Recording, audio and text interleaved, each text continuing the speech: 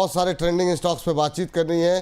काफ़ी सारे शेयर्स जो हैं वो इस समय ट्रेंड करते हुए दिखाई दे रहे हैं। शुरुआत करेंगे वोल्टास के साथ। नतीजे आए हैं वोल्टास के, नतीजे अच्छे नहीं रहे हैं, बाज़ार को पसंद नहीं आ रहे हैं और शेयर में हो रही है पिटाई। स्क्रीन पर लेकर के आइए जरा नतीजों को। वोल्टास के 58% कंपनी का मुनाफा बढ़ा है। अच्छा, ये कहीं ना कहीं बाज़ार को अंदाज़ा हो गया था, शायद इसी वजह से नहीं चला। बहुत लोग ये कह रहे थे कि जो है ठीक है, बस मानसून पहले आ गया, सामान नहीं बिक रहे, इस वजह से गिरावट है, लेकिन मुनाफा इतना गिरेगा ये उम्मीद नहीं थी। 58% कंपनी का मुनाफा गिरा, 140 करोड़ रुपए के आसपास। रेवेन्यू में 20% की गिरावट, 3938 करोड़ के आसपास। एबिटा भी 58% घटा है और मार्जिन्स तो माशाअल्लाह आधे हो गए, 8.6% से घट करके 4.5%। उफ, वोल्टास काफ़ी लोगों की पोजीशन थी सर इस पर, और जिस तरह के रिजल्ट आए हैं तो मतलब बहुत अच्छी तस्वीर तो नहीं आ रही है। हालांकि लोअर लेवल से थोड़ी सी रिकवरी है, 1246 के आसपास ट्रेड करता हुआ आज 1200 का लेवल भी तोड़ा है, 1192 का लो लगाया है। आपकी टिप्पणी क्या रहेगी वोल्टास पर? देखो, ऑब्वियसली यस, रिजल्ट्स कुछ खास नहीं थे। जब भी कोई कंपनी के एबिटा मार्जिन अगर इतने खराब आते हैं तो उनको एक पनिशमेंट मिलता ही है, और आई थिंक 5-6% जो आज गिरा था वो पनिशमेंट मिल चुका है। तो आई थिंक यहाँ से अगेन फ्रेश बाइंग किसी को करना है तो yes, being a branded player और आगे जाके जो उसके सेल्स ग्रोथ आने वाले हैं उसके हिसाब से मुझे लगता है कि ये अच्छा लेवल है अक्यूमुलेशन करने के लिए। अगर किसी ने ऑलरेडी ले चुके हैं तो देखो, Q1 अर्निंग्स में ऑलरेडी एक्सपेक्टेशंस बन चुका था कि numbers will not be good, because business update जो देखे उन पे उतना कुछ खास ग्रोथ आया नहीं है। और एबिटा मार्जिन ऑब्वियसली ये 3 मार्जिन में चल रहे थे 6 से 8% के बीच में, बट अगर उस पर भी नीचे आ गया तो I think that is a matter of concern right now. But मुझे लगता है कि 1200-1250 के बीच में एक अच्छा टेक्निकली अच्छा अक्यूमुलेशन लेवल है। बट अगेन 1-2 क्वार्टर के अगर इन्वेस्टर्स हैं तो यहाँ पे लेवल लेना चाहिए। चलिए, अच्छा, जो लोग गिरावट में खरीदारी करने की सलाह मांग रहे हैं उनको क्या कहेंगे अभी आप? और नीचे आने दें अभी या फिर क्या करना चाहिए? देखो, एटलीस्ट 50% ले लेना चाहिए। अगर किसी को 1000 शेयर लेना है तो 300-500 शेयर अभी ये लेवल पे लेना चाहिए। अगर फिर से 220 रुपया या 30 रुपये नीचे गिरता है तो आई थिंक वहां से फिर से ऐड कर सकते हैं। ओवरऑल मेरे लिए ये अच्छा अक्यूमुलेशन लेवल है। अच्छा एक्युमुलेशन लेवल है ये करंट लेवल पे, ये सलाह यहाँ पर दी जा रही है। तो और आज एक और शेयर पे काफ़ी ज़्यादा सवाल आ रहे थे और वो है HBL इंजीनियरिंग को लेकर के। अभी जो है गूगल के ट्रेंड में भी ये शेयर शामिल होता हुआ 12-12.25% की मजबूती यहाँ पर देखने को मिल रही है। नतीजे यहाँ पर भी हैं सर, और कंपनी का मुनाफा करीब करीब 79% बढ़ा है पहले क्वार्टर में, और उसकी वजह से आज हम देख रहे हैं कि ये तेज़ी देखने को मिल रही। करीब 79% बढ़ करके 80 करोड़ के आसपास कंपनी का मुनाफा रहा है। तो ये काफ़ी अच्छे नतीजों की वजह से अच्छी चाल। जिन लोगों के पास है, क्या कोई ट्रेलिंग स्टॉप लॉस सजेस्ट करेंगे? क्योंकि सवाल मेरे सामने थे लेकिन इतनी तेज़ी से सवाल आते जाते रहते हैं, वो आंखों से ओझल हो गए। तो जिन लोगों ने भी लिया हुआ है उनके लिए क्या सलाह रहेगी? और आज की इस तेज़ी में बहुत लोग खरीदारी का मन भी बना रहे होंगे, उनको आप क्या सजेस्ट करेंगे? देखो, इससे पहले हमने एक कंपनी बात की थी वोल्टास, जहाँ पे एबिटा मार्जिन आधे हो गए थे, और ये कंपनी आज हम देख रहे हैं जिसमें एबिटा मार्जिन डबल हो चुके हैं। ओह हाँ, बिल्कुल। सिमिलर टू जैसे वहां पे पनिशमेंट मिल रहा है, यहाँ पे रिवॉर्ड मिल रहा है इन्वेस्टर्स के लिए, जिसने भी वो रिस्क लिया है लास्ट वीक अगर कि अच्छे रिजल्ट आ सकते हैं तो उनको आज 12% का मुनाफा हो रहा है। तो ट्रेडर्स शुड बुक प्रॉफिट्स। मुझे लगता है कि जो सरप्राइजली जो नंबर्स आए हुए हैं वो फिर आगे जाके उतना ही सस्टेन करेंगे नहीं करेंगे ये क्वेश्चनेबल रहेगा। बट टाइम बीइंग जिसको 12-15% रिटर्न मिल रहा है वो ट्रेडर के हिसाब से प्रॉफिट बुकिंग करना चाहिए। अगर नहीं मुझे यहाँ पे खरीदना है तो आई थिंक यहाँ पे एक वेट एंड वॉच करना चाहिए। मुझे लगता है कि स्टॉक ओवर बॉट जोन में जा चुका है, फिर से स्टॉक थोड़ा सा प्रॉफिट बुकिंग जोन में आ चुका है, आएगा तो 620-640 अगर ये रेंज में फिर से स्टॉक आता है तो वहां पे फिर से अगले क्वार्टर के वेटिंग के हिसाब से वहां पे ले सकते हैं। But time being profit booking at higher levels.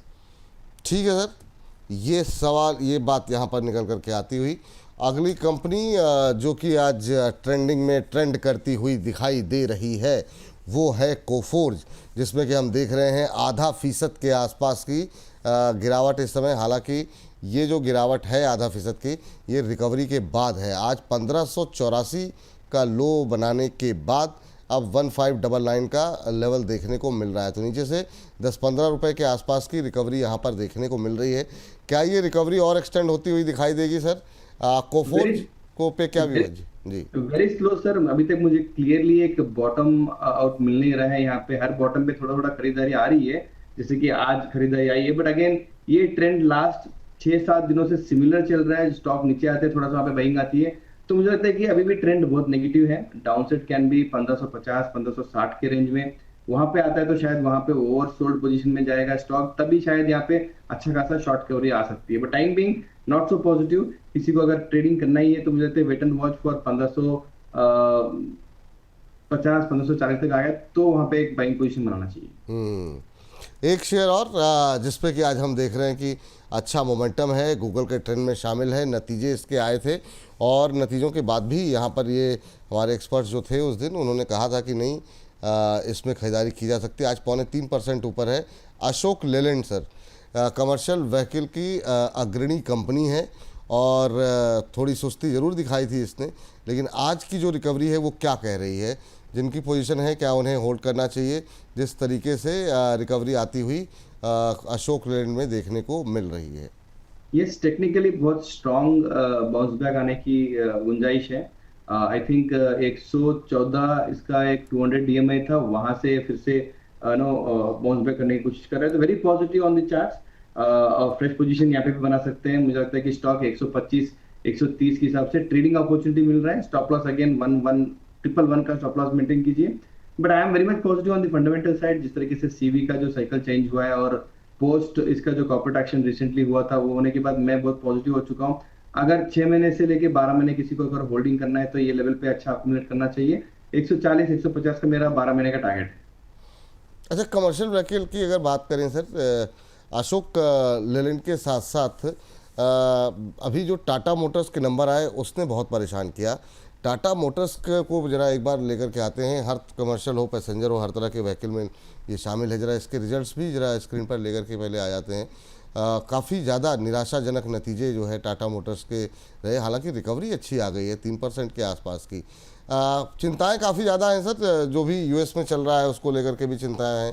30% के आसपास मुनाफा घटा है, रेवेन्यू में करीब 3% की गिरावट है, एबिटा 35% घटा है, मार्जिन्स में भी जो है 5% के आसपास की गिरावट देखने को मिली है। लेकिन इन सबके बावजूद शेयर में जो रिकवरी है इसके पीछे क्या वजह मान रहे हैं? क्या काफ़ी हद तक फैक्टर इन करके चल रहे थे कि ये गिरावट रहेगी? ऑब्वियसली यस सर, मैं भी लास्ट फ्यू डेज से टाटा मोटर्स को ट्रैक कर रहा था 130 150 के रेंज में से ही। एक्सपेक्टेड था कि नंबर्स खराब आएंगे, बट बेटर देन एक्सपेक्टेड आ चुका है नंबर्स। उतना कुछ खराबी दिख नहीं रही है। 25% टू 30% का पैट का प्रेशर था, वो 30% के आसपास आ चुका है।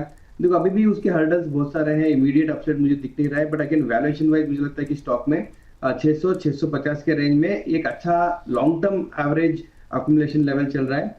देखो एक तो टैरिफ का इशू है, अनसर्टेनिटी है, यूएस एक्सपोर्ट्स वीक है, weak export demand in Europe and China भी चल रहा है। वारंटी उन्होंने एक्सचेंज किया है शायद 10 साल के लिए इंजन के ऊपर, तो वो भी शायद कंसर्न रेज करेगा। मार्केटिंग कॉस्ट बढ़ चुके हैं, तो मुझे लगता है कि और कंपटीशन भी बहुत हैवी हो चुका है। आज के जमाने में एमएनएम है is doing very well in terms of EV as a segment. और रिसेंटली 15 दिन पहले जेएसडब्ल्यू ने भी एक ईवी मोटर्स के ऊपर कुछ कमेंट किया था कि वो भी एक शायद $1 या $2 बिलियन डाल के एक ईवी बिजनेस चालू करने की कोशिश करेगा। तो जब भी कोई ईवी बिजनेस में आता है टाटा मोटर्स को प्रेशर और कंपटीशन देता ही है। But yes, every dip is an opportunity to buy Tata Motors for long term investor. HPCL को लेकर के आज कुछ एक अपडेट भी आ रही थी HPCL को लेकर के।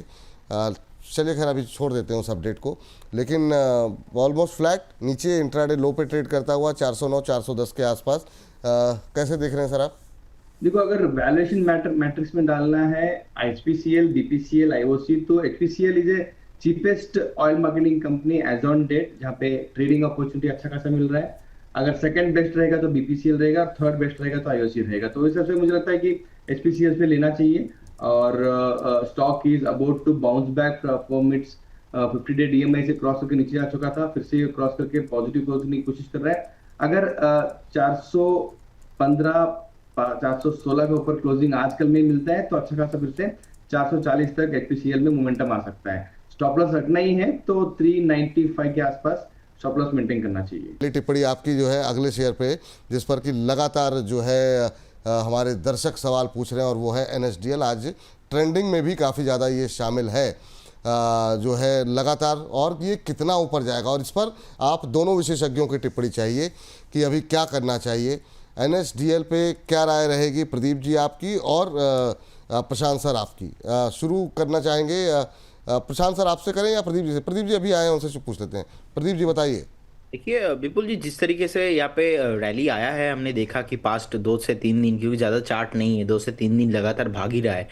तो इसमें थ्रेट और रिस्क क्या हो जाता है, अगर आप इमीडिएट लेवल पे बाई करोगे ना, सो ये अगर बाई चांस एक सेलिंग प्रेशर देखने को मिलता है, तो अगेन स्टॉक 8-10% 12% नीचे गिरने का पॉसिबिलिटीज है। लेकिन अब शॉर्ट टाइम में मुझे लगता है कि थोड़ा वॉलेटाइल रह सकता है, लेकिन लॉन्ग टाइम फ्रेम में नेक्स्ट अगर 6 से 8 महीना 1 साल का भी मैं बात करूंगा तो फिर मैं उसमें पॉजिटिव हूँ। मुझे लगता है कि CDSL NSDL BSE ऐसे जैसे स्टॉक्स का फ्यूचर है और आपको वेट करना चाहिए, बने रहिए। लेकिन फ्रेश रैली पे मैं तो रिकमेंड नहीं करूंगा, चाहे मुझे कितने भी लोग कुछ भी बोले, लेकिन ये अपना इमीडिएट लेवल पे जो 10-15% ऊपर है लेना मेरे हिसाब से तो ये सही नहीं है। अभी लास्ट 3 दिन से ऑलरेडी ऊपर आ चुका है, ठीक है। तो जिनके पास है ऑलरेडी अच्छा खासा मुनाफा भी हो रहा है, तो मुझे लगता है कि उनके लिए एक ट्रेलिंग स्टॉप लॉस होना चाहिए। वो ट्रेलिंग स्टॉप लॉस होगा 1360 के आसपास। तो 1360 एक ट्रेलिंग स्टॉप लॉस के साथ बने रहिए। फ्रेश पोजीशन यहाँ पे नहीं करना है अकॉर्डिंग माई व्यू। और मैं मीडियम टर्म 8 महीना या तो 1 साल के लिए मैं पॉजिटिव हूँ। मुझे लगता है कि और भी हायर प्राइस पॉसिबल है, लेकिन फ्रेश बाई करना है, अवॉइड करना है। फ्रेश बाय करना, अवॉइड करना, यही सवाल मैं जानना चाह रहा हूँ आप दोनों से, क्योंकि इस पर बड़ी ज़बरदस्त ट्रोलिंग हुई है हमारी, और काफ़ी लोगों ने बहुत सारी टिप्पणियाँ की। खैर वो उनका अधिकार है, लेकिन सवाल ये उठता है कि किसी भी चीज़ की एक रैली पर कहाँ तक जो है बने रहना चाहिए। अब ये 1400 क्रॉस कर गया, 800 का इशू प्राइस था। आपकी सलाह क्या रहेगी प्रशांत सर? मतलब आज का जो इंट्राडे हाई इसने बनाया 1425 का, मतलब और कितना, मतलब ये मतलब 3 दिन में मल्टी बैगर, तो ये तो थोड़ा सा फिर वो हायर लेवल पे लोग जब फंस जाते हैं तो फिर वो समस्या हो जाती है। आपकी टिप्पणी क्या रहेगी? क्या डरा रहा है ये जैसे स्टॉक भाग रहा है, मुझे याद आ रहा है IRCTC पे ऐसे ही हुआ था, जब एक अच्छा लिस्टिंग होके कॉर्पोरेट एक्शन हुआ था, बोनस स्प्लिट एंड ऑल सब होने के बाद में स्टॉक ठंडा पड़ गया। IRCTC आज देखो ऑलमोस्ट स्टेबल कंसोलिडेशन जोन में ही चल रहा है। देखो वैल्यूएशन वाइज ये आज की तारीख में बहुत एक्सपेंसिव स्टॉक है, मतलब ऑलमोस्ट 80-85 पी के आसपास चल रहा है कंपेयर टू 60 पी, या अदर जो स्टॉक्स है इसके जो मार्केट प्रॉक्सीज है, के फिनटेक हो, कैम्स हो, जो भी कैपिटल मार्केट्स को सर्विसेज प्रोवाइड करते हैं, वो अगर उसको बास्केट बनाते हैं तो ये बहुत एक्सपेंसिव स्टॉक बन चुका है। फ्रेश बाइंग मैं भी यहाँ पे अवॉइड करूंगा। जिसको IPO लगा हुआ है शायद थोड़ा थोड़ा प्रॉफिट बुकिंग करना चाहिए, बिकॉज जिस तरीके से ये स्टॉक ऑलमोस्ट डबल होने की करदार में है, 800 से लेके 1600 तक मतलब जाने जा रहा है अभी ये, तो प्रॉफिट बुकिंग कर सकते हैं छोटा मोटा। स्टॉप लॉस जो ट्रेलिंग स्टॉप लॉस जो प्रदीप जी ने बताया शायद वो मेंटेन भी कर सकते हैं, बट यस फ्रेश बाइंग तो क्लियरली अवॉइड है। मुझे लगता है कि एक बार इसका एक कोई रिजल्ट आने दो, उसका Q1 का या जो भी उसका अपडेट अभी रिसेंटली आना चाहिए वो आने दो, उसके बाद कैसे रिएक्शन आता है। अगर Q1 अर्निंग्स में जो प्राइस में मोमेंटम है उसकी तरह से अर्निंग्स भी अगर अच्छे खासे बढ़े हुए हैं, जो डाउटफुल लग रहा है मुझे, बाकी because of the institutional focused business model, तो वहां पे प्रॉफिट बुकिंग आ सकता है। तो अगेन यस, अगर ये लेवल से 10-15% नीचे गिरता है तो वहां पे फ्रेश पोजीशन का स्टार्ट करना या मतलब अक्यूमुलेशन करने का मौका मिलेगा। तो time being don't add at this levels, book profits अगर कुछ अच्छा प्रॉफिट बन रहा है तो। ठीक है सर, ये बात तो NSDL को लेकर के आ गई है, लेकिन सर एक चीज़ बताइए कि प्रॉफिट बुक कहाँ करें, ये एक बड़ी समस्या है। क्योंकि आप जिन्होंने IPO पे अप्लाई किया था, मतलब और कितना रिटर्न के लिए एक्सपेक्ट कर रहे हैं वो लोग पता नहीं, लेकिन जिन लोगों ने IPO में लिस्टिंग गेन के लिए अप्लाई किया वो भी होल्ड कर रहे हैं, और वो लोगों ने भी जो लिस्टिंग गेन लेकर के निकल गए वो भी हमको ही गालियाँ दे रहे हैं कि आपने कहा था प्रॉफिट बुक कर लो और मेरा तो इतना। अच्छा, सब लोग कह रहे हैं लॉस हो गया। मुझे समझ नहीं आया कि NSDL में लॉस हुआ कैसे, लेकिन लोगों को लग रहा है कि अगर वो बने रहते तो शायद उनको ज़्यादा पैसे बन जाते। ठीक है, तो अभी यहाँ पर प्रॉफिट कहीं बुक करना भी चाहिए या फिर बने रहें, बस खाली बने रहें? देखो सर, दो इन्वेस्टर्स हैं, ट्रेडर या इन्वेस्टर। इन्वेस्टर है तो कोई टेंशन नहीं है, उसको भूल जाओ, उसको लेके कोई इश्यू नहीं है। अगर ट्रेडर है या उसको लिस्टिंग गेन के हिसाब से लिया, अभी तक टिका हुआ है, तो यार ये भी प्राइस अच्छा ही है। मुझे लगता है कि स्टॉक अगर 1 महीने के बाद 1300 आ जाता है तो हमको ही फिर ये बोलेंगे सर आपने तो बोला होल्ड करने के लिए। देखो 1400-1500 एक अच्छा रेंज है, यहाँ पे प्रॉफिट बुकिंग करना चाहिए। इसके ऊपर कितना जाता है उसके लिए ग्रीडी नहीं होना चाहिए। अगर मार्केट में ग्रीडी रहोगे तो शायद ये 2 महीने 3 महीने में ये 1200 के आसपास मिले, because of the market consolidation या मार्केट में कुछ वीकनेस आता है तो नो ग्रीडीनेस। अगर अपने शॉर्ट टर्म के लिए लिया है तो this is the best level to book profits. Long term के लिए लिया है तो प्लीज मेंटेन स्टॉप लॉस, जो प्रदीप जी ने बताया 1360-1380 के आसपास, वो मेंटेन करके उसको होल्ड कीजिए। अपसाइड इज अगेन मतलब 6 महीने 8 महीने के लिए तो अपसाइड बहुत सारा है, 1600, 1800, 2000 भी हो सकता है, बट अगेन अर्निंग्स मैच होना चाहिए और मार्केट में मूड ठीक होना चाहिए। Time being good level to book profits. चलिए ठीक है, ये बात हो गई। एक शेयर जिस पर आज काफ़ी ज़्यादा ट्रेंड करता हुआ ये शेयर दिखाई दे रहा है वो है पीजी इलेक्ट्रोप्लास्ट। आप दोनों की टिप्पणियाँ, क्योंकि यहाँ पर भी काफ़ी लोगों के सवाल भी थे पीजी इलेक्ट्रोप्लास्ट पे क्या करना चाहिए। अभी जो है 15% नीचे, उफ, बड़ी गिरावट यहाँ पर है। अब ये 15-16% के आसपास की गिरावट के बाद क्या करें सर? कोई गुंजाइश यहाँ पर दिखाई दे रही है? क्या स्ट्रेटजी होनी चाहिए? एक बार जो है इसका अगर संभव हो तो गूगल फाइनेंस का भी चार्ट एक बार दिखा दीजिए। सर क्या करें, मतलब प्रदीप सर आप बताइए, जिस तरह की गिरावट देखने को मिल रही है क्या करना चाहिए? देखिए यहाँ पे तो क्लियर बाई नहीं करना है, और जिनके पास है मैं बोलूँगा नेक्स्ट 4 से 5 महीना ना चलने का स्टॉक का पॉसिबिलिटीज ही बहुत हाई हो रहा है, क्योंकि साइकोलॉजी एकदम क्लियर है। हमने ऑलरेडी हिस्ट्री में देखा है कि जैसे आज तो रिजल्ट भी बहुत खराब आया है, जिस तरीके का रिएक्शन है मुझे लगता है कि ओवर रिएक्शन हो रहा है। बट अगेन जिस तरीके का 500 के नीचे आना और सस्टेन अभी हो रहा है 500 के नीचे, मुझे लगता है कि स्टॉक 440 430 भी पॉसिबल है नेक्स्ट कुछ दिनों में। अगर आज 500 के ऊपर क्लोजिंग नहीं आया तो 430 440 पॉसिबल है, क्योंकि देखिए आज से 3 हफ्ता पहले हर्ष जी ने एक स्टॉक के बारे में बात कर रहे थे, पीएनबी हाउसिंग फाइनेंस। उस टाइम पे 815 था। मैंने आपको एग्जांपल दिया था, आपको याद है? आपने देखा पीसी ज्वेलर के साथ भी कैसा हुआ, हमने देखा जेटवेयर्स के साथ भी कैसा हुआ, हमने देखा येस बैंक के साथ कैसा हुआ, हमने देखा अलग अलग कंपनीज के साथ क्या होता है। कोई भी स्टॉक अगर 15-20% एक दिन में नीचे होता है और अगर वो 4 से 5 दिन में रिकवरी नहीं होता है तो उसके अंदर जो मोमेंटम है वो मोमेंटम खत्म हो जाता है, तो बाद में रिकवरी हो नहीं पाता। तो इसीलिए पीएनबी हाउसिंग फाइनेंस को जिस दिन हमने कवर कर रहे थे उस दिन ऑलमोस्ट 13% नीचे था। उसके बाद हमने देखा और भी सेलिंग प्रेशर आया। सो देखिए कहाँ पे 815 पे हमने बात किया था, अभी 770 के आसपास चल रहा है। आईएक्स में मुझे याद है हम बात कर रहे थे 170 175 के आसपास हर्ष जी के साथ। अभी मैंने बताया था 130 के आसपास एक सपोर्ट है, उसके बाद देखिए आज तक ऊपर आ नहीं पाया 137 के आसपास। तो ये कहीं ना कहीं ये पीजी इलेक्ट्रोप्लास्ट जो है मुझे लगता है कि सेम सिमिलर पैटर्न ही हो रहा है। इतना तेजी से नीचे आया है, 15% नीचे है। कुछ टाइम पहले तो अभी आधा घंटा पहले 10% का लोअर सर्किट था, अभी देखिए 15.5% है।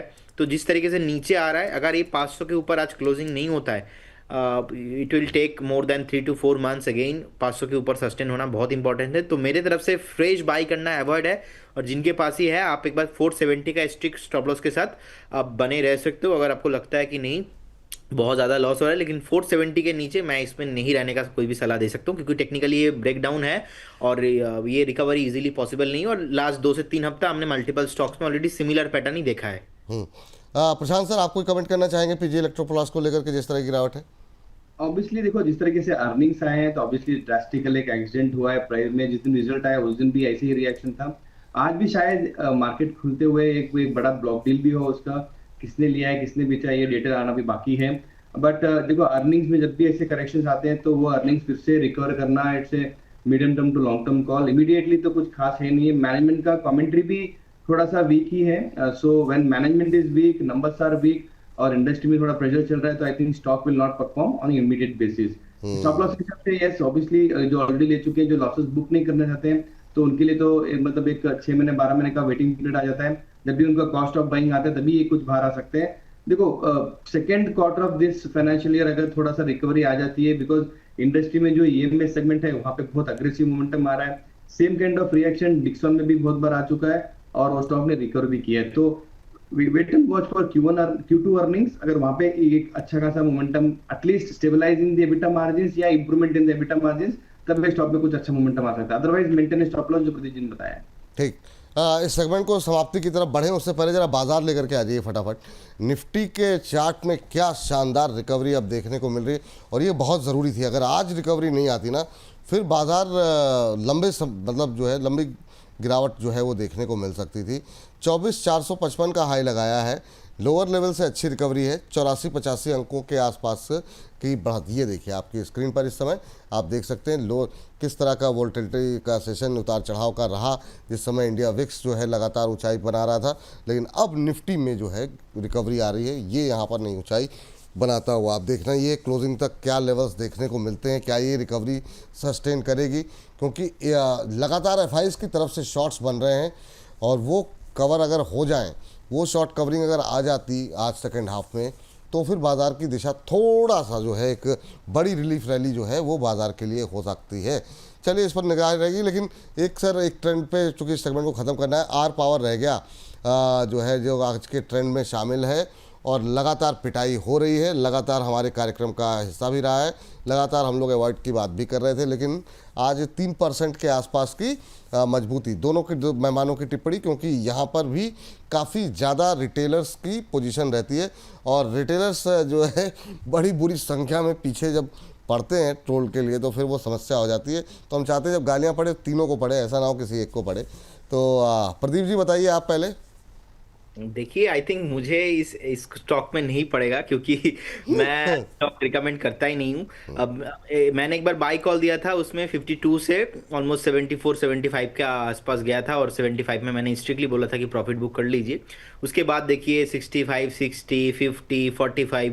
अभी मुझे लगता है कि जिस तरीके से एक छोटा मोटा लेवल पे बेस बिल्ड हो रहा है आजकल में, हो सकता है कि आपको एक बार स्टॉक 48 50 तक भी जो है उछाल आते हुआ दिखे। लेकिन आई डोंट थिंक कि यहाँ पे आपको अगेन इन्वेस्ट करना चाहिए, कारण बिकॉज देखिए एक्चुअल फंडामेंटल कुछ है नहीं। अनिल अंबानी आप देखेंगे, उनका जो एंटायर लास्ट 2 साल का ट्रैक रिकॉर्ड है वो अच्छा नहीं है। ईडी का लुकआउट नोटिस, येस बैंक की तरफ से उनका फिनेंशियल जो है वो 3,000 करोड़ के आसपास कुछ न्यूज़ आया था, मैं देख रहा था। अल्टीमेटली बहुत सारे लोगों को ऐसा लग रहा था कि नेक्स्ट जनरेशन जो है बिजनेस को लीड कर सकता है, लेकिन उसका भी कुछ पॉसिबिलिटीज बना नहीं। तो जो प्रशांत सर ऑलवेज बोलते हैं कि क्वार्टरली रिजल्ट मुझे देखना है, तो मुझे भी यहाँ पे ऐसा लग रहा है कुछ क्वार्टरली रिजल्ट मुझे देखना है। 4 से 5 क्वार्टर, 10 क्वार्टर नेक्स्ट देखेंगे, 1 1.5 साल वेट करेंगे, देखेंगे। तो उस बीच अगर प्राइस फिर से 40 से 60 हो जाएंगे, हो जाने दीजिए, मुझे कोई इंटरेस्ट नहीं है इसमें। क्योंकि ऐसा स्टॉक्स में इन्वेस्ट करना मतलब अल्टीमेटली अपना पैसा को जो है वो कंफ्यूज करना। सो ये जो एक उछाल मिलेगा, फिर से आप जो है खुश हो जाएंगे कि अरे यार बाउंस बैक आ गया है, फिर से स्टॉक भागेंगे, सब कुछ बढ़िया हो गया। वो प्राइस को देख के ना चलेंगे तो अच्छा है। तो समटाइम स्टोरी अलग होता है, प्राइस अलग होता है। लेकिन इस बात देखिए, मुझे नहीं लगता कि ऐसे स्टॉक्स में आपको बिल्कुल भी इन्वेस्ट करना चाहिए। तो एक बार अवॉइड करने का ही सलाह होगा। जिनके पास ऑलरेडी फंसा हुआ पोजीशन है, वेट कीजिए, 1 2 दिन में और थोड़ा उछाल मिलता है तो उस उछाल में एग्जिट करने का प्लान कीजिए। फ्रेश बाई तो मेरे तरफ से ना है। ठीक है। प्रशांत सर। सिमिलर व्यू रहेगा। फंडामेंटली तो बहुत high risk high return category stock है। जब भी ये जो प्रमोटर्स के ऊपर एलिगेशंस बढ़ते हैं तो बिजनेस में उसका इम्पैक्ट इनडायरेक्टली आता ही है। जैसे मैंने बताया, हमेशा बताता हूँ Q1 अर्निंग्स Q2 अर्निंग्स देखना चाहिए, बिकॉज जब तक फंडामेंटली स्ट्रॉन्ग अर्निंग ग्रोथ आता नहीं है तब तक प्राइस एक्शन में कुछ पॉजिटिविटी आती नहीं है। देखो लास्ट हमने Q1 में क्वार्टर अगर देखना चाहता हूँ तो numbers were similar to know what it was in March. मतलब मुझे कुछ खास उसमें इंप्रूवमेंट देखा नहीं है। टॉप लाइन थोड़ा सा डीग्रोथ हुआ है, एबिटा थोड़ा सा पॉजिटिव हुआ है, और इन टर्म्स ऑफ प्रॉफिटेबिलिटी ऑलमोस्ट आधे से आधा, मतलब 126 का करोड़ का प्रॉफिट था मार्च में और ये बार आया हुआ है 45 करोड़। तो मुझे लगता है अर्निंग्स में भी थोड़ा सा डाउनग्रेड हुआ है, प्रॉफिटेबिलिटी खराब हो चुकी है। उसके चक्कर बहुत सारे जो प्रमोटर्स के ऊपर एलिगेशन सेबी का हुआ, एसबीआई ने भी एलिगेशन डाला, फिर then I think promoter Anil Ambani के ऊपर भी कुछ फ्रॉड के ऊपर केसेस हैं। तो ये सब चीजें इनडायरेक्टली इफेक्ट करती है बिजनेस को ऑर्डर बुक्स लेने में। तो टाइम बिंग अवॉइड रहेगा। Q2 अर्निंग्स देखते हैं फिर से, अगर वहां पे इंप्रूवमेंट आता है प्रॉफिटेबिलिटी में, टॉप लाइन में, तो शायद वहां पे प्रॉफिटेबिलिटी बढ़ जाए। टाइम बिंग मुझे लगता है ये 30 35 रुपए के आसपास जाके रुकने का लेवल्स लग रहा है।